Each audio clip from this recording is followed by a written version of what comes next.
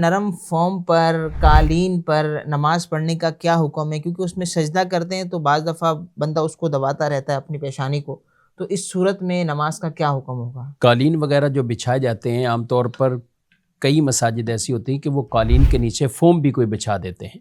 تو دیکھیں حکم شریعت یہ ہے کہ اگر کوئی ایسی نرم چیز ہوگی تو پھر آپ پیشانی کو اتنا دبائیں گے کہ مزید دبانے سے نہ دبے تو آپ کا سجدہ ہو جائے گا، اور اگر وہ مزید بھی دب رہی ہو تو پھر آپ کا سجدہ وہ درست نہیں ہوگا۔ جب سجدہ درست نہیں تو آپ کی نماز بھی نہیں ہوگی۔ یعنی دو چیزیں، ایک ہے پیشانی کا لگنا اور ایک ہے ناک کی سخت ہڈی کا یہ بھی جم جانا اور یہ سختی محسوس ہونا۔ اب اگر پیشانی نہیں لگتی تو سجدے کا فرض ادا نہیں ہوگا، اگر ناک کی ہڈی نہیں لگتی واجب ادا نہیں ہوگا اور نماز واجب الاعادہ رہے گی اگر قصدن ایسا کوئی عمل کرے گا۔ خلاصہ یہی ہے کہ اتنی نرم چیز نیچے نہیں ہونی چاہیے کہ جس کی وجہ سے آدمی کی نماز وہ نہ ہو یا اس کا سجدہ درست ادا نہ ہو رہا ہو۔ البتہ جو عام نارمل قالین مساجد کے اندر ہوتے ہیں، نیچے فوم نہیں ہے، تو اس پر بالکل نماز آپ پڑھ سکتے ہیں۔ انہیں بھی اتنا آپ کہ مزید دبانے سے نہ دبے، اتنا تو آپ کو زمین پر یعنی اس کی سختی محسوس ہو کہ مزید دبانے سے اب یہ دبے گا نہیں، اس طرح کے عام طور پہ ہوتے ہیں۔